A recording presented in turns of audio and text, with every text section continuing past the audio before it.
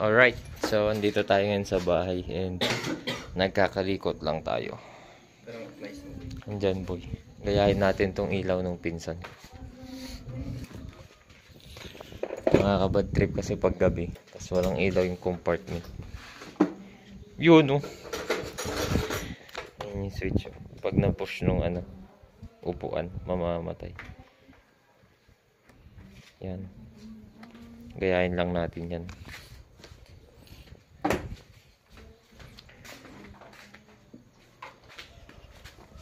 Yan, nalagay ko na eh.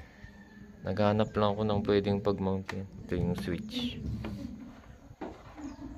Pag na-push tong switch.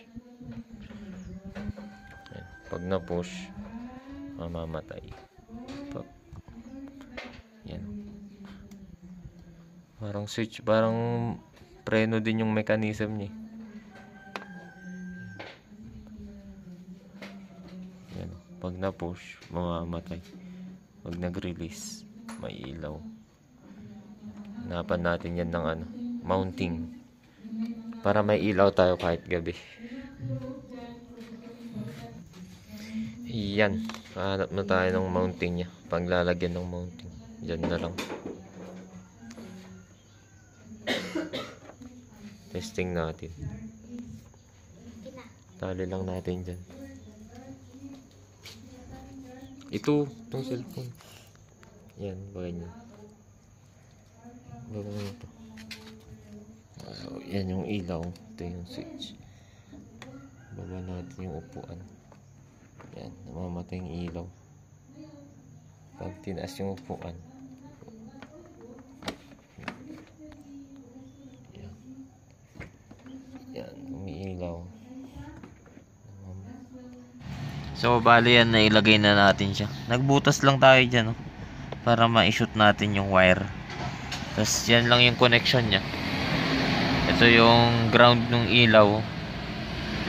Tapos, ito namang linya na yan. Yan yung positive na dumaan sa fuse natin. Papunta dito sa switch.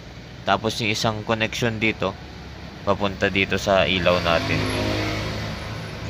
So, ganun lang kadali connection dun. Yan nilagay na natin siya. Nirekta na natin sa baterya.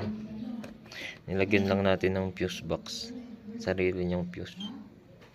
Para kung mag-ground, makatagad yung power.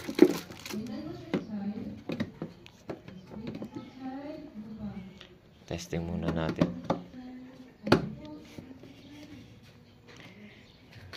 Ayan, pag naipit. Masilip ba dito? Ayun o. Diba? Try na. Iwanan ko to sa loob.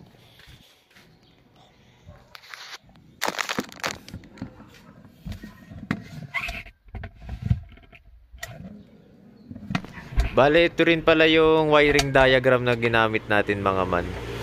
Yung positive pinadaan lang natin sa fuse para safe if ever mag-ground siya. So, yan lang. May mga binebenta rin naman sila actually na compartment na ilaw. Yun nga lang mabilis malobat nga kasi di baterya lang siya. Okay. Yan.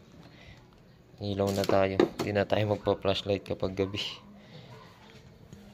Balik na natin yan. Yan lang yung switch nyo. Ni-strap ko lang dyan. Tapos ipitin na ito.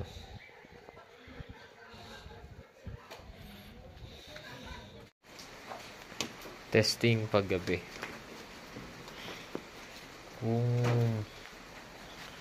Lakas. Ganda.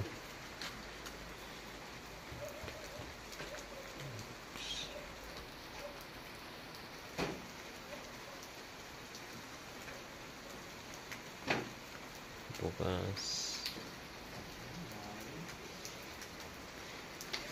Patay.